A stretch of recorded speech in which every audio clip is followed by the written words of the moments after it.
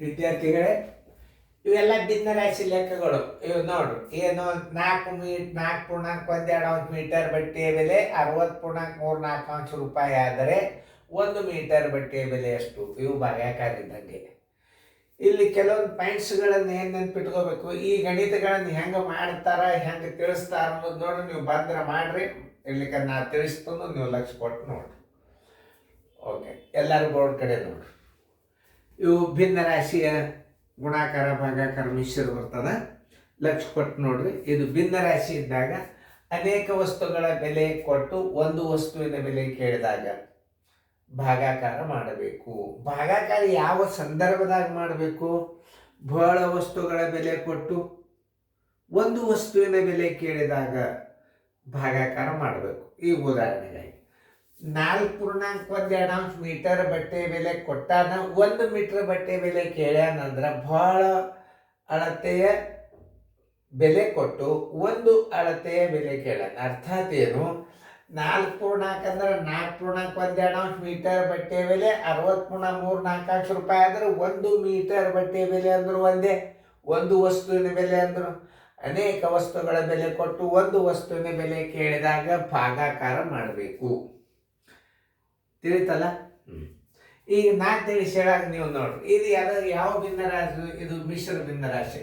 ಇದನ್ನು ವಿಷಮ ಭಿನ್ನ ರಾಶಿನೇ ಮಾಡಿಕೊಂಡೇ ಲೆಕ್ಕ ಮಾಡಬೇಕು. ಯಾವಾಗ ಅಲ್ಲಿ ವಿಷಮ ಭಿನ್ನ ರಾಶಿ ಅಂದ್ರೆ ಅಂಶಕ ಛೇದಕ ಪೂರ್ಣ ಸಂಖ್ಯೆಗೆ ಮತ್ತು ಛೇದಕ ಗುಣಾಕಾರ ಮಾಡಿ ಅಂಶನ ಕೂಡಿಸಿ ಛೇದ ಇಡೋದಕ್ಕೆ ಏನಂತಾರ? ವಿಷಮ ಭಿನ್ನ ರಾಶಿ ಅಂತಾರೆ. ಅದನ್ನು ಮಾಡಿದಾಗೆ ನಿಮಗೆ ಕಡತ ಹೊಡಿಲಿಕ್ಕೆ ಬರ್ತವೆ. ಈಗ ಉದಾಹರಣೆ 2 4 8 1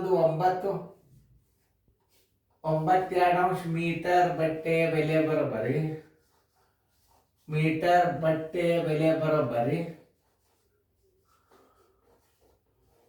ಬಟ್ಟೆಯ ಬೆಲೆ ಬರೋಬ್ಬರಿ ನೋಡಿ 64 240 243 ಡಿವೈಡೆಡ್ ಬೈ 4 4 ಪೂಜಿ 3 4 24 ನೋಡಿ ರೂಪಾಯಿ ಆದರೆ 1 ಮೀಟರ್ ಬಟ್ಟೆಯ ಬೆಲೆ ಬರೋಬ್ಬರಿ ಎಷ್ಟು? ಒಂದ್ಸಲ ನೀವು ತಿಳ್ಕೊಂಡ್ರಿ ಅಂದ್ರೆ ಇದನ್ನು ಮರಿಬಾರ್ದು. ಕೆಲವೊಂದು ಇಲ್ಲಿ ಸಂಗತಿಗಳನ್ನು ಹೇಳತ್ತನ್ನ ಸರ್ವಾಸವಾಗಲೇ ಹಾಕ್ರಿ.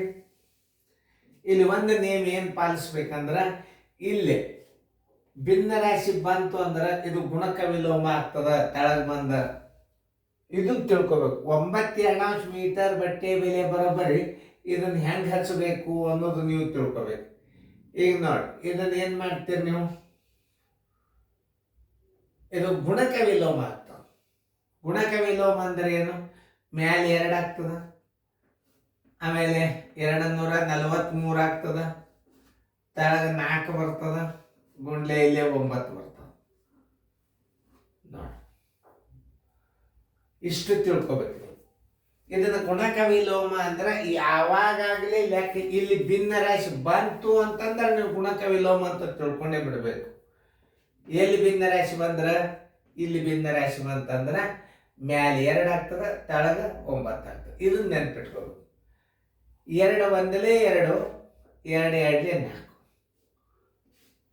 ಈಗ ಇದು 9ರಲ್ಲೇ ಭಾಗ ಹೋಗ್ತದಿಲ್ಲ. 4 1 2 6 1 3 9 9ರ ಮಧ್ಯ ಗದ ಇಲ್ಲ ನೋಡ್ರಿ. ಈ ಬಾಧ್ಯತೆ ನಿಯಮಗಳನ್ನು ತಿಳ್ಕೊಬೇಕು ನೀವು. ಸುಮ್ಮನೆ ಬಡ ಅಲ್ಲ. ಇದು ನೋಡ್ರಿ, ಭಿನ್ನ ರಾಶಿದಿಂದ ಏನೇನು ಬರ್ತದಂದ್ರೆ ಬಾಧ್ಯತೆ ನಿಯಮಗಳು ಗೊತ್ತಾಗ್ತಾವ. ಯಾವ ಅಂಕಿಲೆ ಭಾಗ ಹೋಗ್ತಾವ. ಟೇಬಲ್ಸ್ ಬೈಪಾಟ್ ಇದ್ರಂತೂ ನೀವೇ ಮಾಡಿಬಿಡ್ತೀರಿ. ಇದು 9ರಲ್ಲೇ ಭಾಗ ಹೋಗ್ತದಿಲ್ಲ ಅಂತ ಹೆಂಗೆ ತಿಳ್ಕೊಂಡ್ರಿ? ಇದು 2 ಒಂದಲೇ 2 2 ನೋಡ್ರಿ. 4 2 6 6 3 9 9ರ ಮಧ್ಯ ಆಗದ ಇಲ್ಲ ನೋಡ್ರಿ.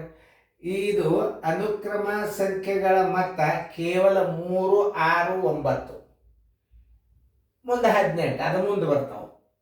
ಈಗ ನೋಡಿ, 9 ಒಂದಲೇ 9 9 2ಲೇ 18 ಎಷ್ಟು? 24ರ 18 ಅಂದ್ರೆ 6 ಆಯ್ತು. ಮುಂದೆ ತೋರಿ 9 7ಲೇ 63 ನೋಡಿ.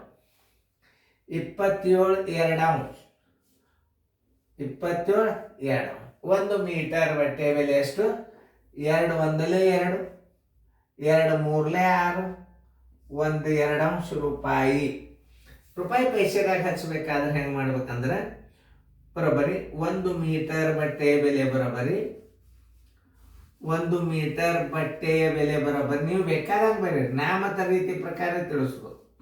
ಬಟ್ಟೆಯ ಬೆಲೆ ಬರೋಬ್ಬರಿ 13.50 ರೂಪಾಯಿ.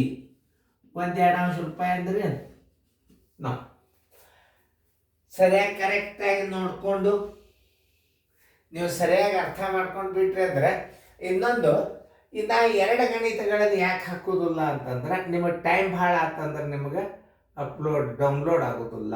ಅದಕ್ಕೆ ಇದನ್ನು ಟೆಲಿಗ್ರಾಮ್ ಕ್ಲಾಸ್ ನೋಡೋರು ಒಂದು ಸ್ವಲ್ಪ ಗಣಿತ ಸಣ್ಣ ಮಾಡಿರಿ ಸರ್, ಬೋರ್ಡ್ದಾಗ ಒಂದೊಂದ ತಿಳಿಸ್ರಿ ಅಂತಾರೆ. ಒಂದ್ಸಲ ಈ ಬೋರ್ಡಿಗೆ ತಿಳಿಸ್ತಾನು, ಒಂದ್ಸಲ ಈ ಬೋರ್ಡಿಗೆ ತಿಳಿಸ್ತಾನೆ. ಯಾಕಂತಂದ್ರೆ ಇದು ಪೇಂಟ್ ಹಚ್ಚಿದ ಹಂಗೆ ಉಳಿತದ, ಅದಕ್ಕೆ 2 ಕಡೆ ಹಚ್ಚಿರ್ತಾನು. ನೀವು ನಾಳೆ ಕ್ವಶನ್ದಾಗ ಬಂದಾಗ ಒಂದೊಂದೇ ಗಣಿತಗಳು ನಾಳೆ ನಿಮ್ಗೆ ಕ್ವಶನ್ ಪೇಪರ್ ಆಗ್ತದೆ. ಇದು ಈಗ ತಿಳಿತಲ್ಲ, ಭಿನ್ನ ರಾಶಿ ಇದ್ದಾಗ ಗುಣಕ ವಿಲೋಮ ಮಾಡಿ ಹಚ್ಚಬೇಕು. ಚಂದಂಗೆ ಫೇರ್ದಾಗ ಬರ್ಕೊಡ್ರಿ.